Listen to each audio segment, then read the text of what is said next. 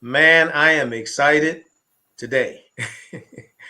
Like is I've done I don't know how many of these lives, man. I mean, I don't know, hundreds of them, and I've had people on before to do these lives, but who we have on today are two colleagues, two friends, two brothers that we've all done a whole lot of life together.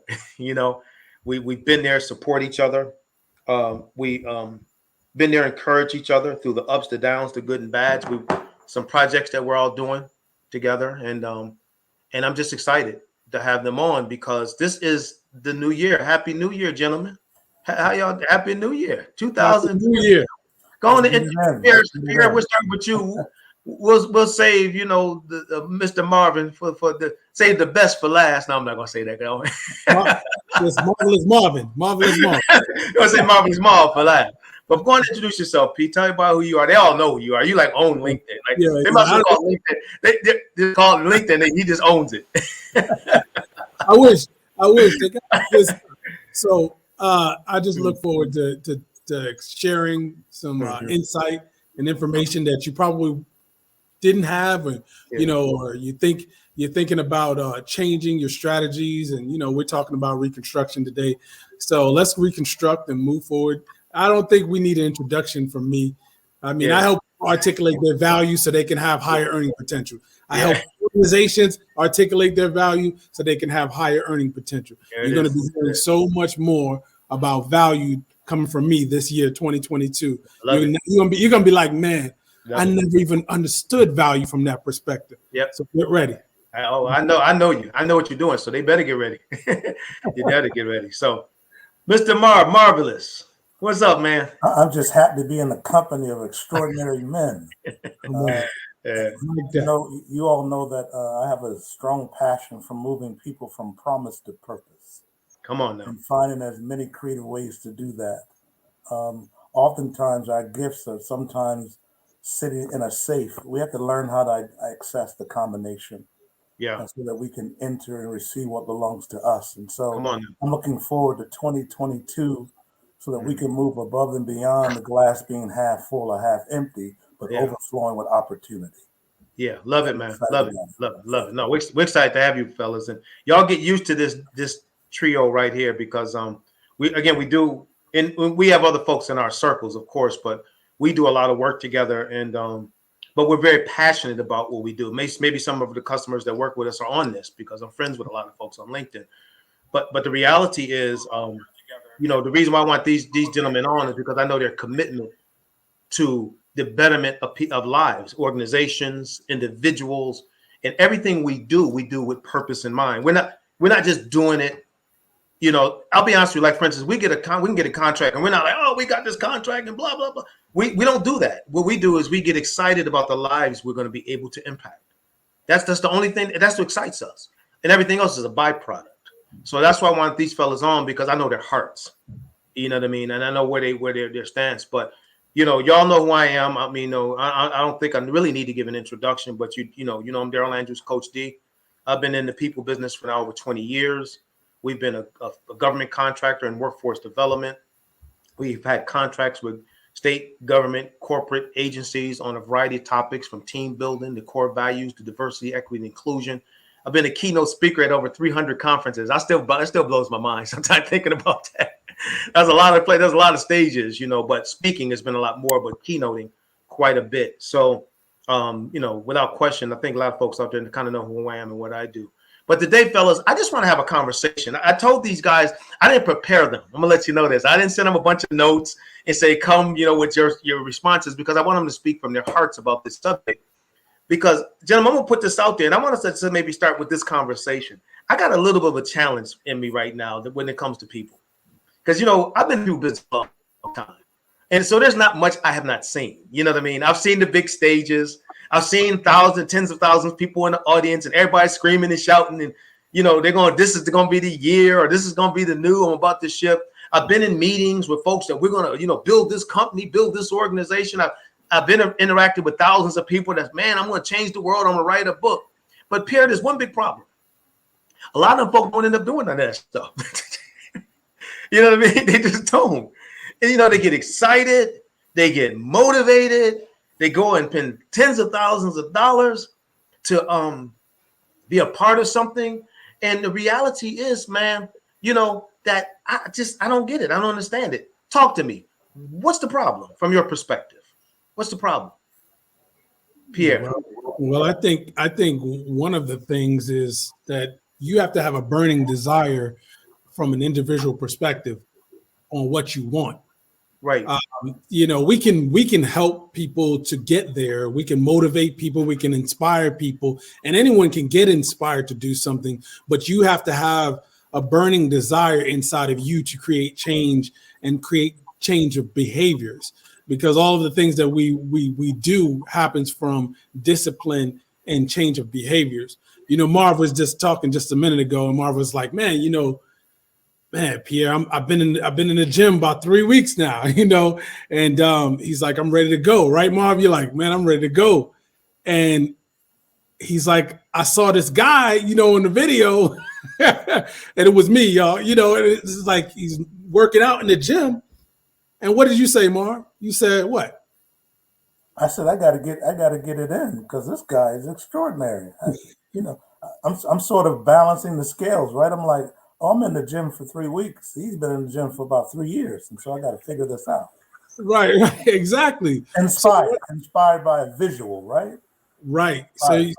So you're inspired by a visual, and a lot of people can get inspired by visual, but ultimately what creates changes in behaviors is the actual desire inside to get to his goal, which is one more crossover. That's what Marv said. One more crossover. Yeah. So that's my take on it, Darrell. I know you jumped out and had to jump right back in, but it went smooth, just so you know. It went smooth. We jump back out for something, but it's all good, man. Yeah. And I didn't hear a lot of what you're saying, but I know you guys handled it. So yeah. And what I'm trying to really say here is, and this is my hope for this year. This is really my hope. And I mean, I think we're qualified and definitely have the experience to be a voice when it comes to this. We got to move from motivation to process. Right. You understand what I mean? Oh, yeah. Because when you look at what people who have done things, I'll say this real quick, and Marv, I'll jump in and get your thoughts. But I went to watching Bill Gates and Warren Buffett. They were speaking to a bunch of students at Stanford University. Right? Mm-hmm. So they were sitting in the middle up on the riser, and there were like 1,000 students around them with notepads. Now, I didn't hear one high five. I didn't see one elbow bump. I didn't hear one when they would say something poignant. Them kids were taking notes. And Bill and Warren were kicking knowledge. And I looked at that and I said, these are the next, LinkedIn's and the next, sitting in this room. And all they learn in the day is process. They're not in a building with 10,000 people screaming and hollering what they're going to do. They're not, going to this event, that event, and this and that, and this and that event. They were sitting there. So what I'm talking about today, gentlemen, is that, and we're talking about reinvention, but part of that reinvention, I think, is reconstruction, reconstructing the way we think if we want an outcome. And I think a lot of times people get so emotionally attached and so emotionally charged. Don't get me wrong. All three of us are motivators. So if you get us 5 minutes with you, we're going to inspire you.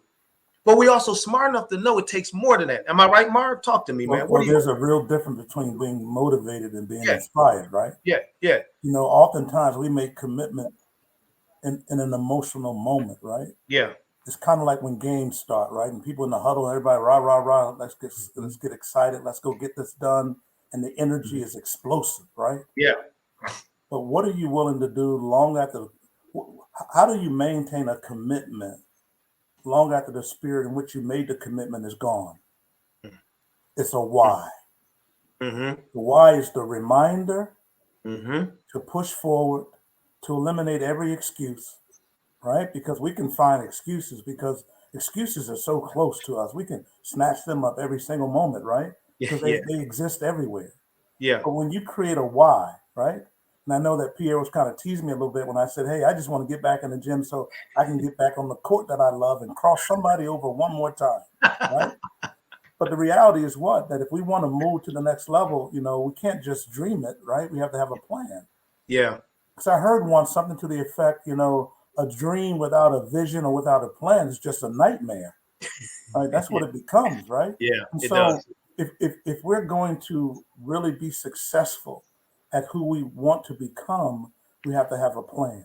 Yeah, man. And we have to track that plan, because in tracking what we do is a reminder of what are our missteps, what are our successes. And so we can look up at a visual, Pierre, and say, oh, the reason I didn't succeed this month is because I fell short 4 or 5 times this week. Yep. You can't blame anyone but yourself, right? That's and right. so in order for us to move to the next level in our experience, we must first make a commitment to ourselves, identify what that why is, and hold on to it really tightly. And then I'll close with this. Let's stop limiting what our choices are, right? And I said this to the two of you probably more times than you want to hear, that most people live their life thinking that the glass is half full or half empty. I see the glass as overflowing with opportunity. And when we change the way that we think about who we are and what we can accomplish, that's the real start of moving to the next level from promise to purpose. So good. So good. So that's my 2 cents. Yeah. You there, That's Coach? That's it. You know what? And for those who are out there, we're having a few connection issues. I can see it on my end. Yeah, that was good, man. Yeah. Give me just a moment. We're having a. Yeah, we're both good, Coach. You might have to jump back out and jump back in. But it's funny because when we talk about Reconstruction, Marv, I'm thinking about how when we built this house that we live in, we it was being constructed, it was being built. And I think about the construction process of it. If the foundation of the home is cracked or something is wrong with the foundation, they will condemn the home. But if the drywalls or anything wrong with the plumbing or anything, all these little things that we have to deal with when you're in a home for over a period of time, if any of that stuff goes messed up or something happens to those things, like, it's okay. So if you break a bone, you pull a muscle, you tear a muscle, you sprain your knee, you tear an ACL, you mess up, you're okay. But the internal foundation, which is your heart, your spirit, your lungs, all of that stuff is the foundation of the home. The same thing is the foundation of yourself. If that is damaged, then now you're going to have big problems. So I just wanted to kind of share that, because I think about when we talk about Reconstruction, we've got to think about from the inside out, not just from the outside in. Because a lot of times people will look at us, right, Darrell, they'll look at us from the outside and only see the outside perspective of things, but they never see. And I know you got something to share about, that, from that perspective. They'll never see like the whole Reconstruction. Like, where do we come from? What do we do? And how many failures? Something I always like to say, and I'll say this and I'll hand it back over to you, Darrell. Like, something I always like to say in Simple Intelligence is failure is the prerequisite for success. You ask any successful person in the world, have they ever failed? And I guarantee you they're going to say, yes, I failed.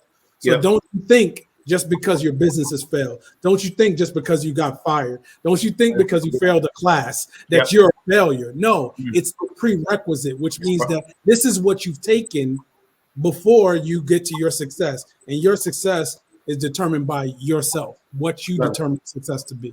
Well, you just laid that up for where we're about to go with this conversation. I love that, man, because you just laid up, because the reality is that's what I'm trying to get to this year with folks. You know what I mean? And this, I don't want folks, this is going to be a little different for people because they're so used to you just, us coming in and you get everybody fired up, man. We do. I love that. Yeah. What I want folks to do is get fired up about outcomes this year. Yep. You know what I'm saying? That's what I want to. I'm gonna share a story. I know both of you have heard this, but there's a lot of folk out there haven't heard this before. So y'all just gotta sit back and listen to it again. But I'm gonna share it one more time. Right? But I met a man by the name. Thank you, Stu. I appreciate your response, man. I met a man by the name of Earl Stafford. Now, Pierre, you've heard me say this man's name 1,000 times. And Earl built a company by the name of Unitech. And Unitech was the Army simulation company, man. I hope Earl's out there hearing this. Earl, I'm talking about you if you are, because I know he's on these social media sites too. But he was a great inspiration to me because I read an article on him in USA Today many, many years ago. And this is part of the determination process too. I was determined that somehow this man needs to meet me. Now, you know that's arrogant, right? You got to spread in USA Today and you need to meet me, man. We need to meet. And so I called this guy. I emailed this guy. I called his office so many times. The secretary knew me by a first name. Like, this is Darrell calling again. And so I said, I said, I don't want him to do anything for me. I'm not asking for anything. I just want what's in here. I want to learn, how did he build this company from scratch to a, $100-something million company? He's a man of God, a believer. Like, how did he do this? I just was so intrigued because not too many people get half-page spreads in USA Today. So I was in my office one time early in the morning, around 5:30. I usually arrive around 6:30, but for some reason, I just felt compelled to be there a little early. And about 5:45, my phone rang. And I picked up the phone and said, "Hey, Darrell, how you doing?" I said, "I'm doing fine." I said, "Who's this?" He said, "This is Earl Stafford." And I almost dropped the phone. And I said, "Hey, Mr. Stafford, how you doing?" Right? He said, "You want to know why I'm calling you at 5:45 in the morning? Because I want to see if you committed." He said, "If you want to be a business owner, if you wouldn't pick up that phone, that would have been the last time I would have called." He said, "You passed step number one." So he said, "Come on down to my office." He said, "You available next Tuesday?" I said, I looked at my calendar. My calendar was fully full. I said, "Oh, yeah, I got time in on Tuesday." Man, I started rearranging my schedule. I told folks I'll meet with you later. And I drove right down to Fairfax, Virginia. And he gave me a statement that I want everybody to get for this year. We sat down in his office. The first thing he said to me, just straight out the back, besides the fact that Jesus is the CEO of his company, he was clear on that. But this is what he said. "Darrell, let me tell you something. You connected with me for a reason. You saw something that drew you to me because you've seen the outcome. That's what you're seeing as an outcome." He said, "But young man, let me tell you what I did that most people never do that led to this kind of outcome." He said, "Most folks get excited about the dream. Most folks tell everybody in the world about the dream. Most folks that say they can do this, we can accomplish this, I can do this and do that." He said, "Man, let me tell you something, and don't forget it. P, you know what I'm about to say." He said, "Don't fall in love with the dream. Fall in love with the process.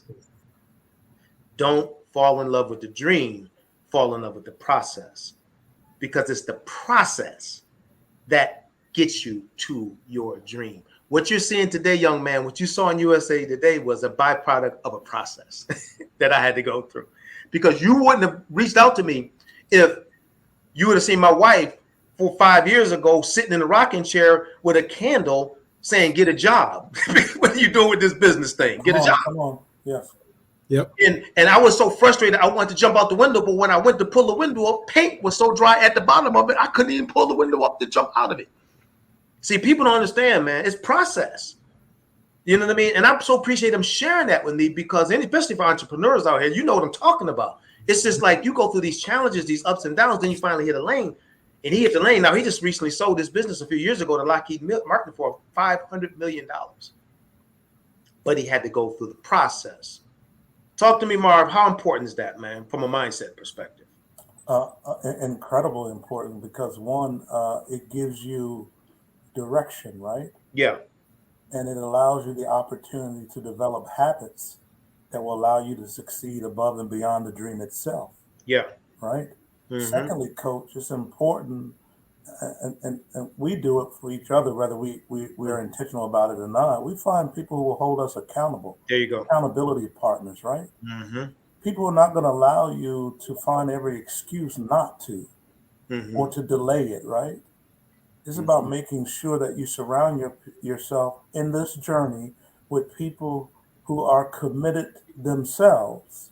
Because iron sharpens iron. Big time. We know that, right? And that might be an old saying, but the reality is what? If you don't surround yourself with people who will challenge you, charge you. Now, I get that there's 4 important C's, right? Compassion, right? Consideration, but there's also charge and challenge. And we have to place them properly, right? When you're embarking on a dream that you want to fulfill, You need someone who will charge you and challenge you throughout the process. And you've all have heard this, and I use it all the time. Excuses are tools of the incompetent, used to build monuments of nothingness. And those that specialize in their use are seldom capable of anything else. Therefore, there be no excuses, please. You feel me? There's no time for excuses, right? You gotta stop it, man. That's wasted time. Wasted How do we write it down, Pierre, right? We can talk all day long, but if you don't write it down and put it right in front of you that you see every single day as a reminder of what you committed yourself to, and secondary, being reminded of who's going to be impacted by your success, who will equally be impacted by your failure. Man, come on. And that's the motivation, right? That there's a why that's so deep. That's so deep. I get up in the morning when I don't, you get up, my wife said, you feel like doing this one? I said, I don't feel like it, but I'm going to do it because I'm committed to you. If I decide to make a decision because only when I feel like it, well, we're not going to get anywhere in life, right? Do you feel like it? No, I don't feel like it. I'm going to go ahead and get it done so it's over. Does that make sense? I'm the only one. I'm just saying. Bob, slow clap. Hey, listen, I almost throw mine in there. As I was coming to do this right here, my wife wanted some link sausage upstairs. I was like, I got 2 minutes to get on this. Well, can you bring me some link sausage? No, I had to be committed. Marv. Oh my God. Yeah, man. But no. Right. So it can't be about do we do it because we feel like it. You do it because you're committed. You get up because you're committed, right? And that there are people who are counting on you that you haven't met yet. Yeah. You know what I want to do right now, fellas? I want to go a little bit into what I really want folks to kind of start thinking about now, because you've all laid a foundation, and I hope folks out there taking notes, because this is not just a bunch of dudes running mouth. These are guys that get invited into big companies, corporations, businesses, organizations, and agencies to share information. So we're not just some guys talking for the sake of talking. We're highly sought after for the work that we do, and we're committed to it because we love the work. But what I really want folks this year to start thinking about is the process of reconstruction.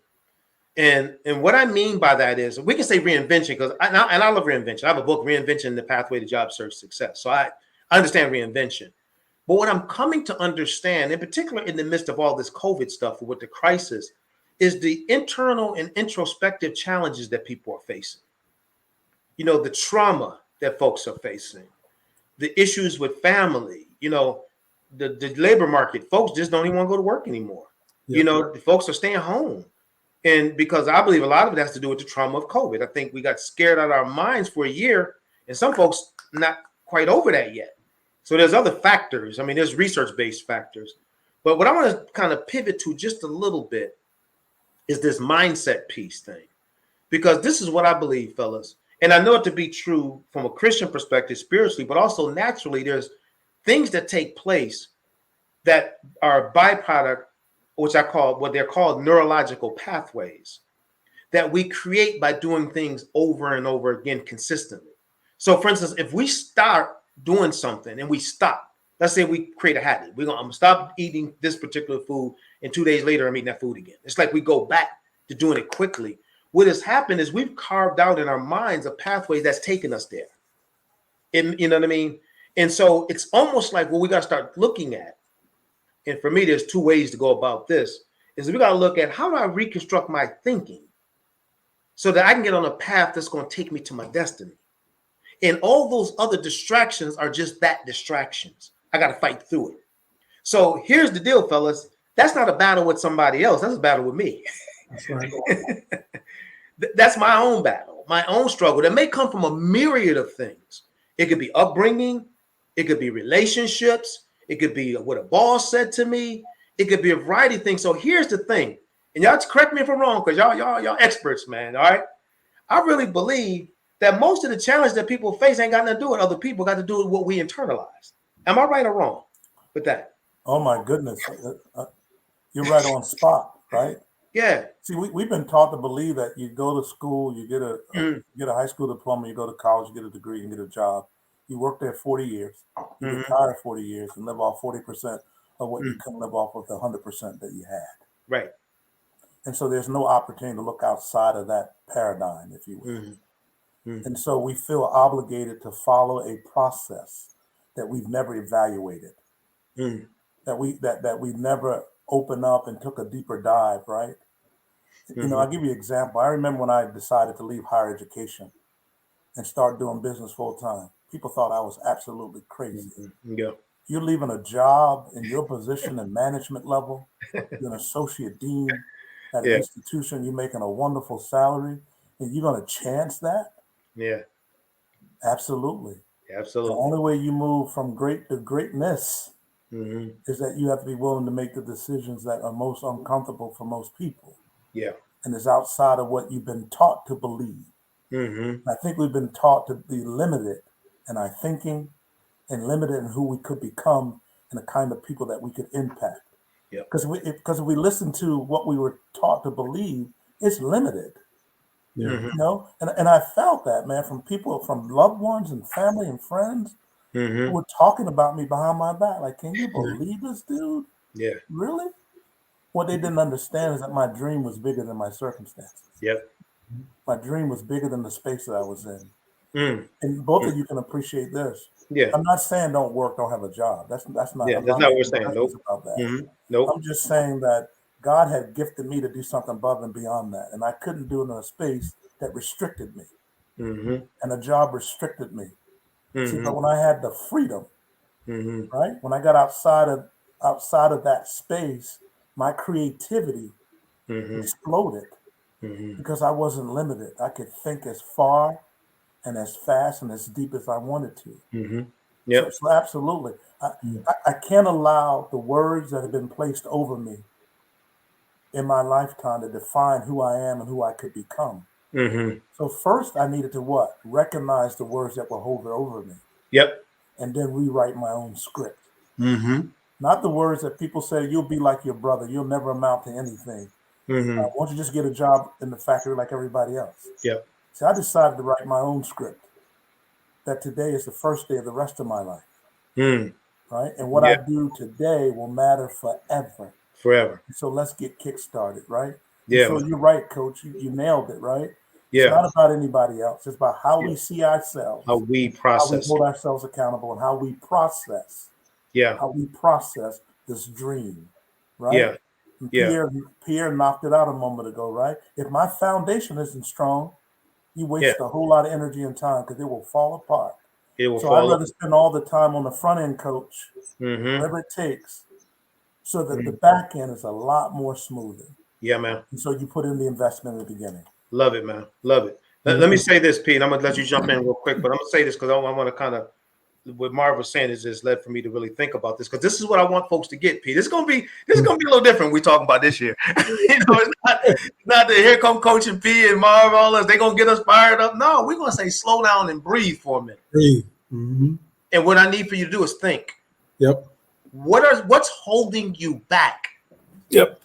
That's a serious question I gotta ask. Now listen, it's not always something crazy. It could be I'm just a major procrastinator. Why do you procrastinate?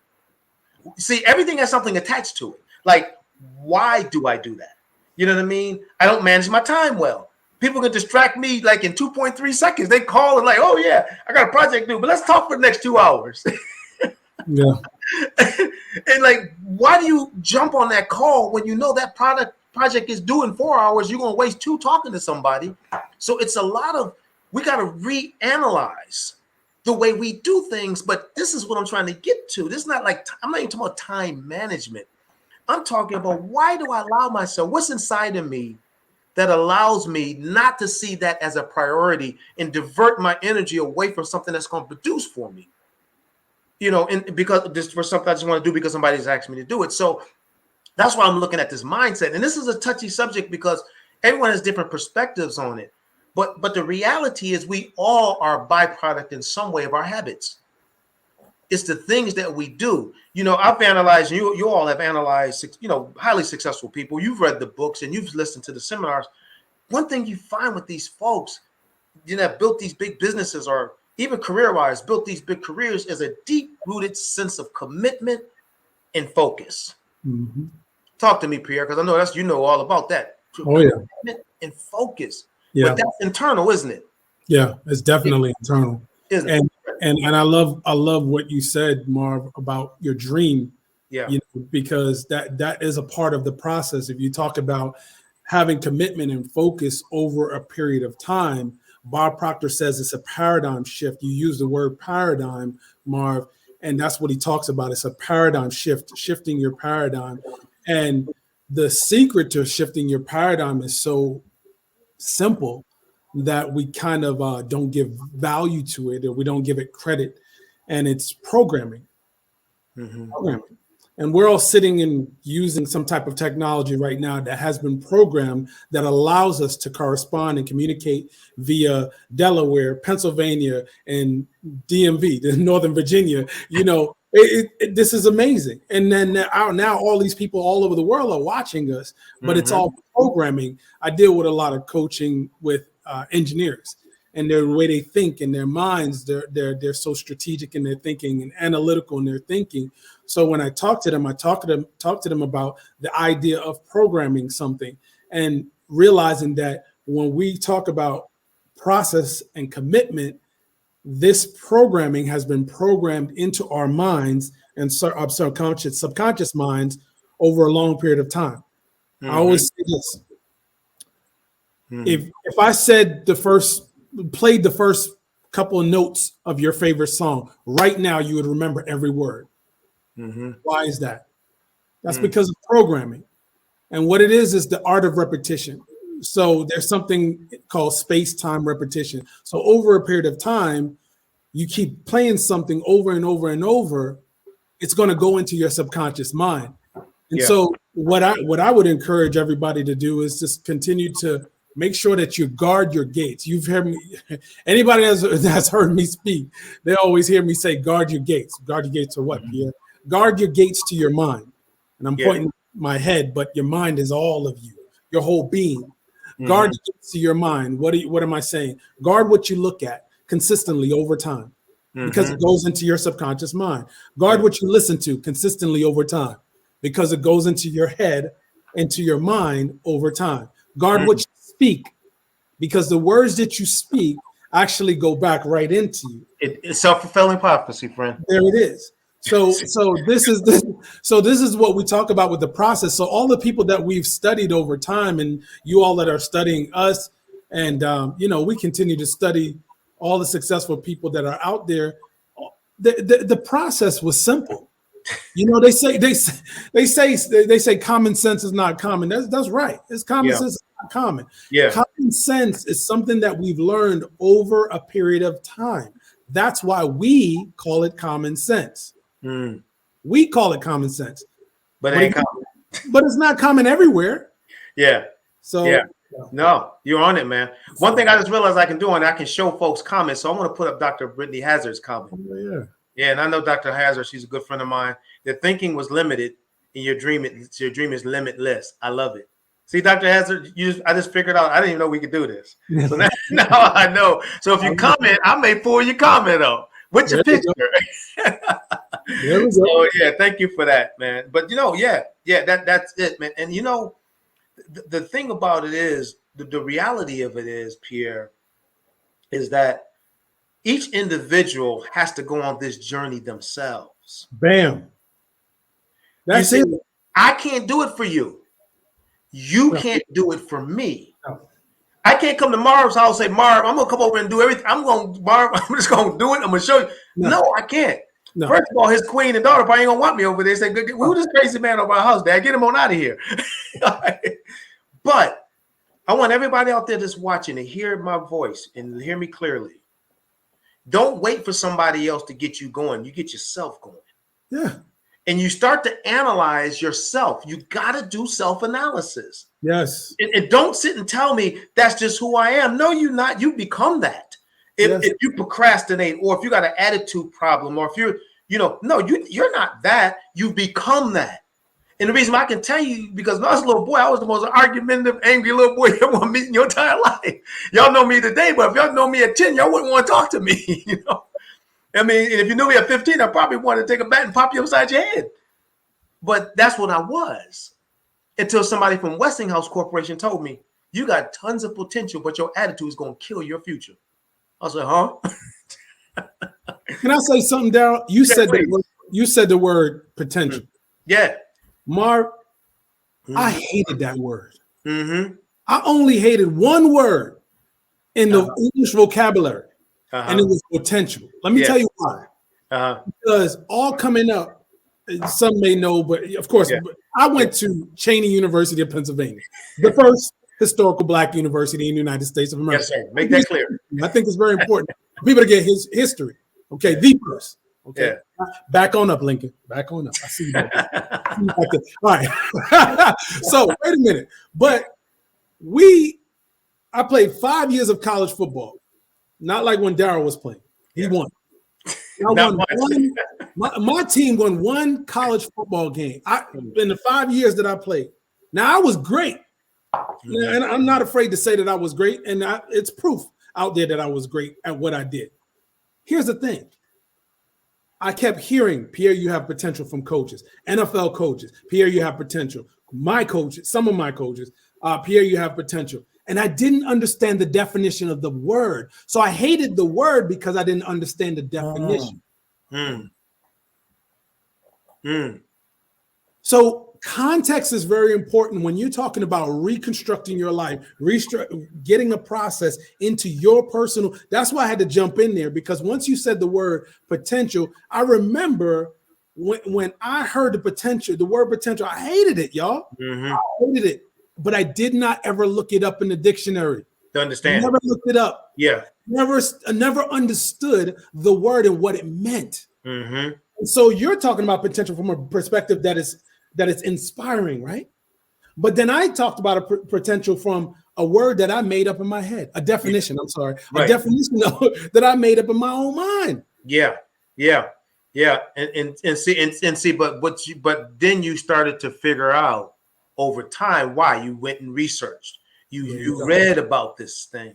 And this is what we're talking about. That, like that book said right in the back, is simple intelligence. This is simple intelligence. It's like you're not asking people to do complicated stuff. Like what I'm asking now is like the folks I'm coaching. I got coaching. With corporate coaching clients and different, but also I have some individuals I'm coaching. And the first thing I have them doing in January, and for some of them it's frustrating. I say, I don't want to hear nothing about what you're going to accomplish this year. Except in the next January, you're going to focus on how you're going to change your mindset. I don't want to hear about any big goals. I want to hear about how did you shift your attitude?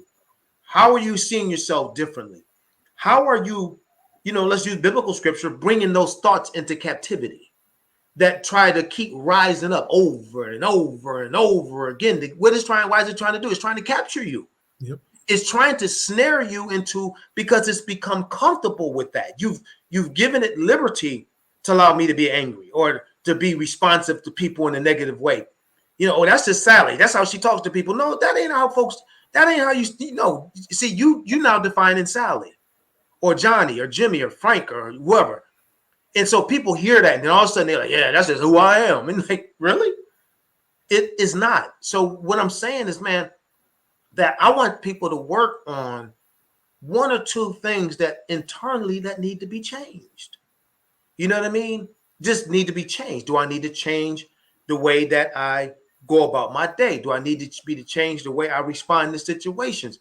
Do I need to change the way I lead? Because it's not just for people going for businesses. It could be a leader in a corporation. I don't lead effectively. I have a fear model of leadership. My people work for me, but they're scared of me. So these are all things that are mindset driven. And we have to work on them ourselves, or they will never. We will never change. And that's when we get to Miles Monroe, right? Yeah. Where he talks about in the graveyard. Yes. Here's your, in the graveyard. You know what I mean? Diamond mines of South Africa, or the oil fields of Saudi Arabia. Man, he said, in the graveyard, you got potential that remain potential. That goes back to your word again, but there it is. And so, what I'm hoping when we talk about reconstruction, that folks are willing to do what we did in my home. If you saw my living room, my kitchen, about 9 months ago, you would have come over for dinner, but you would have been looking around like, this is interesting. because we've been in this house for 24 years and we raised 4 kids up in this joint. So, a lot of doors slam, cabinets slam, tables, So we got 4 kids. We ain't thinking about it. Then my wife said, you know what? Kobe got me to thinking we need to do something with this house. You know what I mean? And all I'm thinking is about how much we got to spend on this. And it started with the kitchen. Next thing you know, it was the living room, then the dining room, then the office. I was like, hold on, wait a minute. We talking about a year. I was like, hold on, wait a minute. But my wife did something on Instagram that's so powerful. Pierre and Mar, she put what the place looked like and what it looks like today. You know what you call that, friends? Reconstruction. We had to tear those walls down. I hated walking around this house with my walls down, man. Floors ripped up. We were like for months with all this dust everywhere. I'm sitting there, we eating from DoorDash, okay, because our stove was out of here. But now you walk in this place and you see a beautiful home, man. Beautiful kitchen, beautiful living room, beautiful dining room. Why? We reconstructed. And that's what we want folks to start doing. And reconstruction can be a little bit messy. Yeah. Coach, if I can. Yes, sir. Let me ask you Please a question. do. When it was, because we went through the same process here. Yeah. When it was over. Yeah. The finished product. Yes, sir. Right? What was your takeaway? Right? That going through all the hassle of inconvenience. Yeah. This is in my way. I'm habitual and I'm used to going in this direction. I got to redirect. And then the end product arrived, right? What's the takeaway? Can I? Okay, you want me to come clean? You want me to tell you the truth? Here, I had to apologize to my wife. That's right. Because you couldn't see it. I couldn't see it. She could see it. She could see it. And that's the point, right? I don't care what you decide you want to do. You have to see it, right? Because here's the thing, right? And I said this to you before. If I'm going to build, and you guys know I do a lot of work in helping organizations and corporations build inclusive workplace environments, right? Mm-hmm. I say like a puzzle. I don't know about the two of you, but I take that box and put it beside the pieces because it tells me what the finished product would look like. So why do I do that? To eliminate the detours. Why am I going to spend hours trying to create something, but I don't know what the end product should look like? Come on now. If I can see the visual of what I want it to be like eventually, I am more motivated now than ever. I don't just have a vision. I know what it looks like, feels like, what it ought to sound like, and I'm motivated by that. But I need to be able to see it. And to your earlier point, and I say this to everybody, if you're looking to move to the next level in your life, personally, professionally, in your business, there's some people in your life that you're going to have to let go of. Big time. Now, don't misunderstand me. I'm not saying stop loving them, stop checking in on them. That's not what I'm saying. That if you got 100% day, you better not spend 80% of your day with those people. Come on. Now you can give them 10-5% here and there because you love them, but they're sometimes they can be toxic. Yep. I'm just keeping it real. Come on, your family, your friends. Come on, bring it, brother. The reality is that they want to talk about the same stuff they've been talking about for the last 30 years. It ain't working. It doesn't help you. Come on. You surround yourselves with people, right? And I'll close with this, Coach Pierre. If I'm looking to move to the next level, and Coach, your example is amazing, right? With the gentleman that you met that finally called you. Yeah. If I consider myself to be a 7 on a scale of 1 to 10, and I want to be a 10, why am I hanging out with 5, 6, 4, 3, 2s, and 1s? Yeah. Why am I the smartest person in the room? How do I grow when I'm the smartest person in the room? You don't. Yeah. No. You don't. You position yourself. If you're not positioning yourself to be uncomfortable, it ain't gonna happen. You don't grow. It ain't gonna happen. And for those of you who fear, the reason you don't move because you're uncomfortable, right? Let me say this to you. The more time you spend being uncomfortable, the more uncomfortable becomes comfortable. I love that. And that's when you begin to move in ways you never anticipated that you could do. And so it's possible. Bro, let me tell you something, man. Think about athletes. You think about people we admire. Let me just say this, because it's in line with what you're saying. Because folks go to movies, they go to see athletic events. Yeah. And they'll spend a life, buy shirts, jerseys, wear stuff on people's back, their names. Them folks live in discomfort. We ball players. Man, I hated them summer camps. I hated 99 degrees with pads on, running hills, having to get in the gym where everybody else hanging at the mall and going to the beach. Actors have to learn those lines over. You see the end product, but that was a 1-year project where they're not with their family. They're not with their friends. They're going over those scripts. They're doing over and over and over and over and over and over again. And what Marv just said, now they're on the set with people who think just like they think. Yes. Yes. They're on the field with people who think just like they think. That's right. And so what they're doing is they're running together. And the whole world don't even know that they're running. They're all in that little lane running, if it's a team or if it's a set for an acting thing. And then what we do, we see the finished product is, I admire that person, but you don't know what that person went through for you to see that end product. And most of us aren't willing to make that kind of sacrifice. Marv, you said something I have to just tap into 2 seconds. And P, I want you to jump in. And that is the thing of letting people go.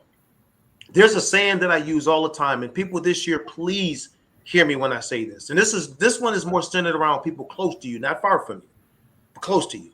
And that is go where you're celebrated, not tolerated. Oh, that's so good. Go where you are celebrated, not tolerated. People who think the way you think as far as what they're going to celebrate you. Yeah, come on, man. I feel you on that. So, man, you like, yeah, Marv, like we all get together. Oh, shoot, man, we talk. Let's get it. But people who tolerate you, they're going to talk about you. You're going to be negative. They're going to say negative things about you. And here's the thing. 9 times out of 10, you ain't do nothing to merit that except live your life. That's all it is. Write your books or, speak at your conferences or you didn't do anything. But they're tolerating you because of what Marv just said. You got this dream and this vision and they can't relate to it because they got you in a box. This is who you are. And now you're something else that I don't think you should be. That has killed more dreams. Yes. Talk to me, fellas. That has killed more dreams than anything else. Talk to me, fellas. Am I right? Yeah, you're so right. And I think, I know from personal experience, I can tell all of you this, that we have this natural way of putting our expectations on others. Mm-hmm. And something that I'm growing from the perspective of making sure that I don't put my expectations on other people, whether it be my family members or my close family members, my friends, because it's not fair. It's not fair, or even my clients, or the people that I'm coaching or my coachees. It's not fair. What I'm responsible for truly is communicating effectively what it is that I either want or what I'm intending. And if I communicate it effectively, I have to release the expectation that I'm going to get something in return. Mm-hmm. Now, I don't know who that is going to help, but I'm telling you it helped me. Mm-hmm. Because I am a giver, mm-hmm. but I also realize as a giver, what that has done to me is it made me come from a position of expectation. Give you a perfect example. Something real simple. I like a deal in simple. When I say I love you, you expect, I expect, we expect I love you back. But if I say I love you and I don't have any expectations whether you say I love you back or not, guess what? That's the way it actually is. It's not putting your expectations on someone else. I hope that makes sense for you. The other thing I want to say to the point that Marv was making, and you were making earlier as well, Darrell, is we say I got to see it to believe it, which is true. We got to see it to believe it. But let's get deeper into that thought process of see it. Where do you see it? Marv said he saw it because he saw the vision. He put the puzzle next to the puzzle box next to the puzzles pieces. Well, the person that created it, that person created it and saw it in their mind. Mm-hmm. Earl Nightingale says the greatest secret is people don't think. Mm-hmm. It's simple as that. Okay. And if you think about it, it's true. Everything has to come from the greatest nation. And what is the greatest nation? Your imagination. Your imagination. Exactly. So when we think about all this, we talk about Reconstruction and we talk about reinventing, and we talk about helping people to see themselves from a different perspective. You as an individual, I'm talking to you have to see it for yourself before you see it come to fruition. And sometimes it's fake it till you make it. Yes, that thing is real. Yes, it is. It's real. It's fake it till you make it. Yeah. Why? Why not? No, seriously. Why not? I'm telling you, I lost. I was on a team that won in 5 years, one college football game, and still ended up playing arena football. How did that happen? Because I saw myself. I knew I was on a team, but I knew myself, and I saw myself as a professional football player. Yep. And so that's what it takes as an individual. You have to have the vision to see things before you see it in the natural. That's it. So, I just want to make sure I shared that, Mark. Pierre, you know what? You said on a couple occasions that in 5 years you won one game. One game. I beg to differ. Come on. Here's why. Now we talk about perspective. Show me the perspective. Come on now. Because I know I think I know where you're going. Here's the deal. If at the end of every game you played, you gave everything you had. You didn't lose. You did all the preparation that created the competence, that created the confidence, and you went out and you delivered. You didn't let anyone down, including yourself. Come on. My friend, you were victorious. Come on. Let me tell you this. Because you had a system of preparation, and you left that field, and I know you in the little time I've known you, my friend, I know you did all you could to help that team win. But you individually were victorious. Yes, sir. See, let's not always see failure as failure, but an opportunity to examine what I did individually, right? And I say to my students all the time, to my clients too, preparation breeds competence, and competence breeds confidence, which gives you permission to walk with a swagger. Come on. It's not boastful. It's not arrogant. It's when you walk into a room and someone says, "Who is that?" Yep. And I got to introduce myself to that individual. There's a swagger about him or her. You know why? Because they understand the power of preparation. Come on now. That breeds the confidence, that gives us a confidence to walk into a room and people see you and want to know who you are. See, when you walked on that field, my friend, people knew we might be losing, but I'm going to go see Pierre. They knew. 100%. Yeah. Right? And that's important. They knew. To the earlier point, I just had to get that before I forgot it. The other part, right? I don't know about you, but I've been gracefully broken. Yeah. Yeah. I've been gracefully broken. And what I mean by that, Coach, when you talk about people in your life, right? People only want to tolerate you, not celebrate you. Yeah. Right? And in your brokenness, those people will not run towards you. They will run away from you. That's it, man. That's it. Yeah. You'll find out that the only answer and the only solution is inside of you. Yep. And let me be real clear about this. If those of you out there doubting whether or not you can, you've already been equipped. There it is. We need to coach you how to access what you already have. And that's what we want to do. That's and it right begins with what? Giving yourself credit and knowing that you have what it takes to be successful. You have to control fear, not fear control you. And once you've done that, and once you've allowed yourself to be uncomfortable, and once you understand the importance of consistency and habits that will grow you internally and externally, that's when it begins. And lastly, surround yourself with people like I do. I surround myself with incredible people like this, who not only care about what they do, but care about the impact that it has on the people that they come in contact with. And so today is the first day of the rest of your life, but you first have to make a decision. Will you? Will you, in spite of what it appears to be like, in spite of what you might have experienced before, in spite of any failure you've ever experienced, right? Find someone that can give you feedback, because feedback is the breakfast of champions.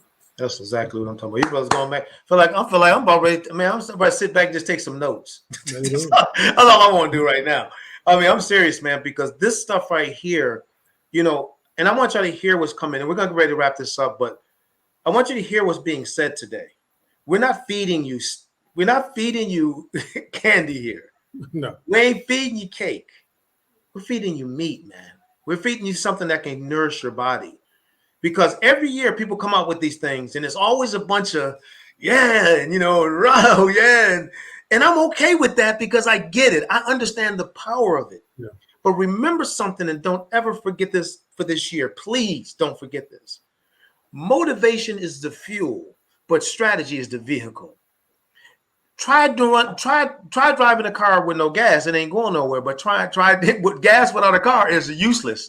It's just gas. That's right. And you throw a flame on it, just going burning up, and you're gonna be, you know. So we got to realize there's a 2-part aspect to this, man. We got to have the fuel. We got to have the strategy. But for the sake of this, a couple of things, 3 things I want you to reconstruct this year. And we're not done. You're going to see a lot of these 3 folks right here. You're going to see a lot of us because we're going to just keep feeding this stuff, man. We'll keep putting out there. All right. You know, we want you to reconstruct your mindset. There's great books out there. Read it. Now, obviously, I would always say the Bible is a great one because just as a believer, that's where I got a lot of my strength from. But then also there's books like Dr. Carol Dweck's book, Growth Mindset, which talks about mindset. It talks about growth and fixed mindset. I think it's one of the best books out there because most people lived in a fixed mindset. Yes. They don't live in fixed growth mindset. Growth mindset, what's the potential? Fixed mindset, this is just how it is. 2 different mindsets. All right. And then also reconstruct, and Pierre and Marv have talked about this at length today, your interactions. Yes. There's some folk that in 2022, you're going to love them from a real far distance. Can I get an amen? Amen. From a distance. Like, yo, I've been running with you like daily for the last 10 years, but this is it. I'll see you in June. That's a long race.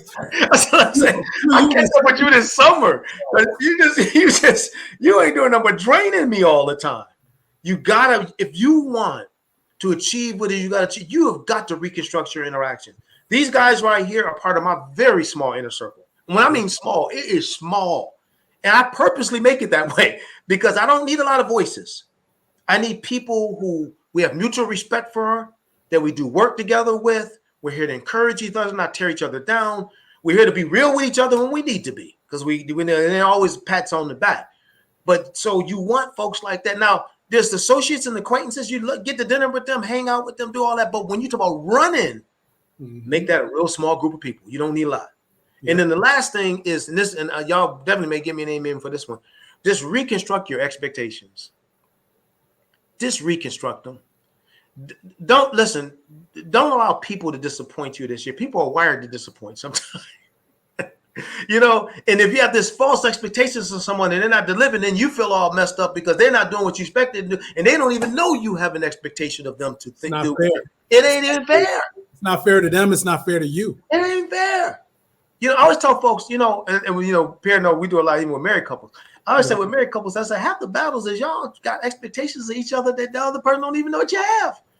Yeah. And then you get mad at them because they don't know what you're thinking. He said, well, why didn't you know what I was thinking? Because I didn't know what you were thinking. I just didn't know. I'm not in your mind.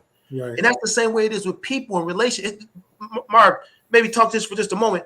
But even in the workplace, right? And Pierre, you can jump in with that too, man. Folks get these little attitudes and dispositions with each other, and they never even talk to each other.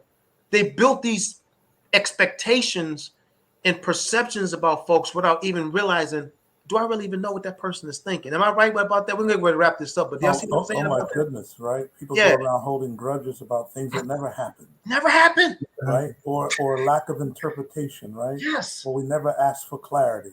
And then when we find out that, oh, that's what you meant. Yes. 10 years later. Yep. And we walked around with this weight on our shoulders, right? Mm-hmm. Yeah. You know, and you get to a point, I don't know if you've ever been like this in your life, you know, there's something important about forgiving. Yeah. Right? Because I remember walking into a room and there would be a guy that would be in the room that I'm in, and it would change my whole physical being. Yeah. I had such a dislike for this individual because of something that happened. Right? You can't give people that kind of control over your life. And then when I began to re-examine the interaction, how we got here, it was nothing. It was senseless. Yep. Right? And so the key is communication. Yeah. It is not, as I think Pierre might have mentioned before, and you hear me talk about this a lot. Let's stop making assumptions about people based on what we see. Yep. Right? Based on their appearance, right? And let's take a deeper dive in what we thought we heard, right? That's why I think summarization is so important. So, Coach, let me get it right. So you're telling me, no, Marv, that's not what I meant at all. Good, clarity. So I don't want to walk away from that thinking that I'm supposed to be doing this, and I spend a week on it, and you tell me it's wrong. What do you mean it's wrong? That's what you told me to do. That's not what I told you to do at all. Are you kidding me? Well, we need to end that in the beginning. Yeah. Yeah. I just want to be clear before I leave the office. Yes. You want me to do A, B, C, and D, and you want me to do it in this direction? Yes. And if no, give me clarity so that I can spend quality time doing what I'm expected to do.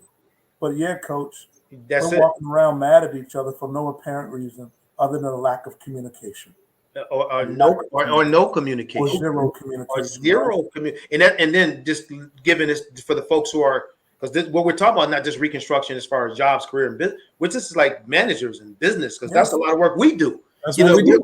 We consulting folks about, diversity, equity, inclusion, and core values and teamwork. And we're saying, hey, a lot of your problems with your staff or certain staff members is you ain't really effectively communicating with them.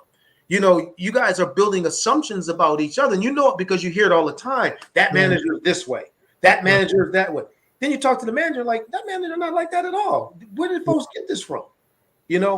Because until you talk to folks, you really don't get to know folks. Coach, real quick, and stop allowing someone else to tell you who they are. Yeah. I am not going to make a decision about Pierre because of what Carla told me about Pierre. Well, that'll save a lot of folks right there. Yeah, I want to know Pierre because I sat down with Pierre, and after our conversation, we did what? We bonded, right? We built on common interests, understood each other's occupational exploration, was able to identify a need that they had, and then be able to deliver a solution or a problem because we sat down and we established relationships, right? And let me leave you with this. People are 75% more likely to do business with you when you've had a conversation with them about something other than business. Come on. Yes. It's relationship. It's relationship. And when you talk about, Marv, when you talk about this whole talk about the whole concept of communicating, I want to recommend this book. I recommend to all my coachees, and we recommend it to our clients as well. It's Crucial Conversations. All right. So I would definitely recommend that book. Why? Because we deal with people all the time, and people are always going through something. I say that all the time right in the beginning of all of my trainings, all of my courageous conversations. I say, if you think about people from the perspective of that person is going through something, every single individual that you're interacting with is going through something. That will put you in a state of mind of compassion or empathy before you go in with your expectations. So when we talk about that, we talk about, okay, now if I'm dealing with someone that's a manager that's not actually speaking to me, communicating consistently, effectively, with clarity enough with me over a period of time, it's maybe because I'm not managing up, which simply is communicating effectively with your manager. Or I'm an executive and I'm dealing with my direct reports, and because they're high-level executives, I'm not holding them account. I don't necessarily have to communicate with them consistently every week or every day. So now, because that disconnect is there's a misunderstanding. There's a lack of support. There's a lack of constructive feedback. There's a lack of not constructive criticism, constructive feedback. Yes. Which therefore builds accountability over time and builds trust. Because one of the things that we always say to people when it comes from management coaching is that your direct reports don't necessarily trust you. Yep. Why? Because you have the authority, because of your position, to fire them. And so if we can get that into our minds from a leadership perspective, and whatever level of you are in there in the company, if you can understand that, okay, that person, they may not trust me that way, and going up and down, there may not be trust in the organization. That means that we need to communicate. Yeah. And we need to start studying how to communicate effectively. And so that's what I help people to do, because I'm thinking every day, you know, I coach a lot of people. We coach a lot of people, and executives and managers and leaders and new leaders all the time. And half of it is because of communication. They're just not clearly communicating what they actually want because of fear. And I'll just bring that one thing back up that Marv said. Fear stops people and creates a sense of imposter syndrome. And that imposter syndrome is because you don't believe what that vision of yourself is of who you are. Yeah, you got to fake it till you make it. You know why? Because you don't believe in you, then who's going to believe in you? So you got to practice like I used to practice sitting and standing in front of the mirror and say, I love myself. I do it right now to my kids. If you watch any of my videos, our keynotes or whatever, I always say, I love myself. You know why? You got audiences saying that.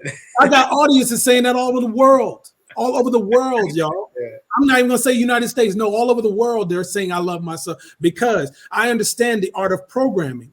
And so if I program these children right now to think and love themselves just the way they are, butt naked, yes, in front of a mirror, guess what? They're going to love themselves because it's embedded into their subconscious mind. So when they get out into the real world, where guess what? Some people might not love them. And they're going to fail and things are going to happen. At least they have that foundation. And I'm just going to close with this. The foundation is what we were talking about from the beginning. Reconstruction starts from the foundation. And if the foundation is cracked, they will condemn this house. But the drywall, the plumbing, or all this other stuff that happens in the house, it doesn't matter. They can fix that. You can leave that and never fix it. And you can still sell the house. So I'll leave that right there, and I look forward to more of this. Oh no, we just getting we just getting the ball rolling, man. We are, and I'm gonna say this, guys. Man, your wisdom. This is so good. Almost I feel like we can go 2 hours with, but I want to respect time here because we're a little over an hour. But I just want people out there to know, these fellas are definitely we're part of each other's personal dream teams. We do a lot of projects together, works together, coaching, training. And I put some information in there for you to reach out, if there's some just want to have a conversation with us about what we're doing. And there's others that's a part of this as well. But this we're truly a dream team. But I just want to leave you with, I had a chance years ago to meet one of the greatest people I've ever had a chance to meet was Zig Ziglar, and many people know Zig, and one of the greatest speakers that ever lived. And Pierre knows the story. I don't think I shared it with Marv, but how one of my dreams in life was to meet him, and I remember my first time going to the National Speakers Association. I was like, I just hope if I can just meet Zig. That's all I want to do is meet Zig. I said, I don't care if I meet anybody else. I just want to meet Zig. And so he was there, but he's Zig. So there's like 2,000 people in Zig, and I'm not going to get access to Zig. So we're at the Orlando Convention Center, and man, they were wearing our butts out. One event after event, workshops, I did conferences. You're going from, and I'm exhausted, like half day. I'm exhausted. So I'm on the escalator, escalator, going up, and I put my head down, I had my briefcase, and the down escalator was like real close to where we were. And as I was going up, head down, I felt this hand on my shoulder. And I looked over, and it was Zig Ziglar. And he looks at me, points at me, and he goes, thumbs up. And I felt like something was passed in that moment from Zig straight over to me. Wow. Straight over to me, man. So for those of you who know who Zig was, he was one of the best ever. We lost him some years ago. Yes. But we had multiple conversations after that. He gave me his number, and we would call him. Not that we talked all the time, but he would talk, and his thing was always what you said, Pierre. If you treat 90% of the population like they're hurting, you'd be spot on. He feels like most people are hurting from something. Yes. You know what I mean? And so when you're speaking, when you're coaching, when you're training, realize a lot of people are dealing with that hurt and treat them as such. But then he said something that was so profound. It's so simplistic, but I want people to hear this as we get ready to wrap this up. He said, dreams were meant to be, we're supposed to achieve dreams. Like, he said, I've achieved my dreams in my life. I've been on some of the largest stages. I've been all over the world, biggest corporations. He said, but that was a byproduct of an effort in a decision that I made. He said, because this is what he said, people kill their own dreams. Yes. They just kill their own dreams. Yep. And what we're trying to do with this reconstruction process, we're not trying to say, like look at us and it's us and there'll be others involved with what I'm looking to do. We all got things we're doing. So you'll hear from all of us. But, I'm not trying to say we're a magic wand here. I'm not trying to say poof, here we go. What I'm trying to say with this process here is people you admire, pay money to go see, buy their clothes, those folks have a focus. They know what they want. They make the commitment. And I'm going to tell you how focused they are. Call their office and try to get 5 minutes of their time. And see how quickly they will tell you, no, I'm sorry, you're not going to get it, because they know what they want. This year, let's make focus and intentionality one of our two biggest words.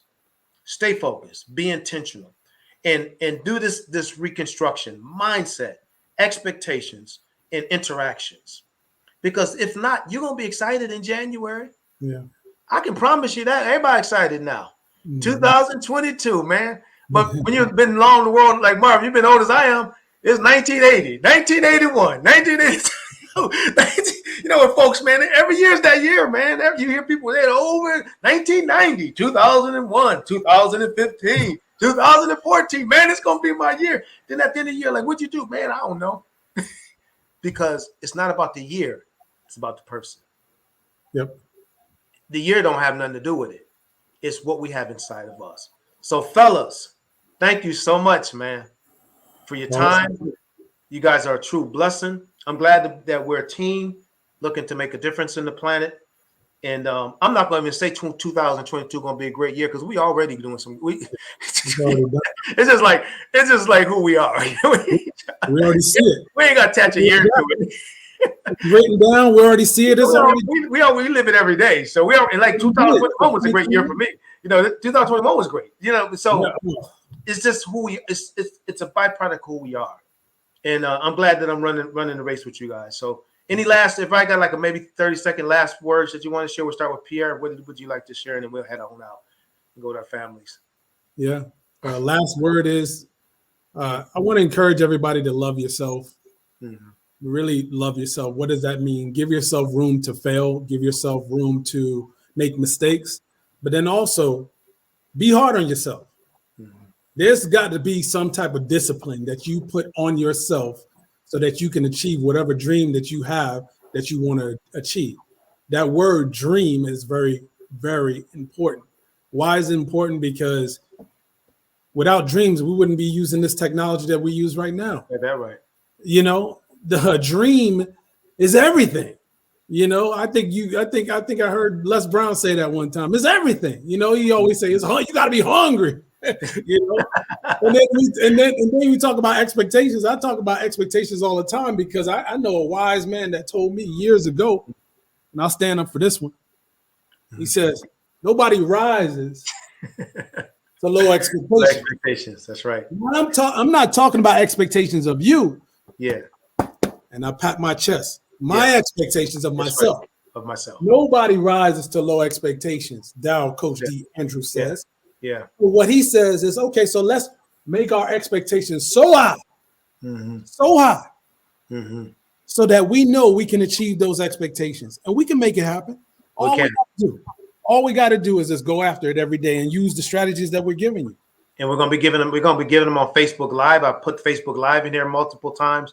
We're going to be putting them on there, man, and doing some, just talking about this conversation. We're going to keep it going. And because the reality is, man, this is what we're called to, gents. This is who we are. Like this is not work for us. It's calling. This is what we're wired to do. This is what we're inspired to do. That's what we were birthed to do. And Marv, what's your thoughts, man? Just as we get ready to wrap. First thing, get started. Right? Don't overthink it. Get started, right? And along the journey, you'll make some mistakes along the way, and all those failures will do nothing but teach you. And to Pierre's point, two things that he talked about that I'm thinking about the mirror exercise that I do, right? If you want to hold yourself accountable, all you have to do is go to the mirror and say, would I fire myself today or would I hire myself today? Right? You cannot lie to your reflection. Your reflection will be just as bold and clear to you than you can ever anticipate. And so that's one. Two, Les Brown. I'll never forget it in 1987, trying to figure out how to make some of what's in my head a reality. And he said, you have to be willing to do the things today that others won't do in order to have the things tomorrow that others won't have. Come on, man. And so you have to be, you have to set yourself apart from the company that you keep. Yeah, man. And you have to be willing to invest in the time. And secondly, and don't forget, don't lose sight of this. And I'm saying this to Coach and Pierre, as I am to anyone else right now in this moment. As you begin your journey again, okay, a continuation of your journey in 2022, ask your family for permission. What do I mean by this? I have a daughter that's 12 years old and a wife, right? And so when I'm on a run, when I'm laser focused, I ask for permission. Over the next 90 days, I'm going to be in it to win it. And it doesn't mean that I don't care about you. I don't want to spend time with you, but I'm asking for permission that if you allow me the opportunity to be laser focused, that you support and undergird that with me, we're going to be able to position ourselves in a way that benefits all of us. Let's put in the time on the front end so we can enjoy this life and space together on the back end. There's a difference between telling your family what you're going to do and asking your family what you need. They're part of their journey. They're part of their journey. So good. I'll leave you with that, Coach. Yeah. Well, listen, fellas, there's so many things, more things I would like to share, but I'm not going to do that. You know, I'm just going to live folks with the immortal words of Henry Ford. And he basically says this when he was interviewed about all that he accomplished with the assembly line and the Model T and with an 8th grade education at that. And he simply looked at the camera, looked at the guy the reporter. He said, basically, listen, if you think you can, or if you think you can't, you're right. Either way, you're right. Yes. Right. And notice the word, gentlemen, if you think. So what he's trying to say is right here. And that's what we're talking about. We're not talking about no rally with 10,000 people. We're not talking about come be a part of some summit that we're doing, pay 20,000, run with us for the year. That's not what we're saying. What we're saying is when we've given you this information, reconstruct yourself. Now, we'd like you to run with us too. We're going to do Facebook stuff. We're going to be putting stuff out there. We're going to be looking at some summits. If you're interested in the coaching piece, we do that as well. But right now, we're just going to sow the seed and just put it out there and let you know that we're here because we love what we do. You know, all of us have, man, been able to do some amazing, we've seen some amazing things. We've stood on some amazing stage. I've been on some places I could never imagine in my lifetime that I would ever, coming from the Pioneer Homes Projects in Syracuse, New York, end up doing. But that's because of here.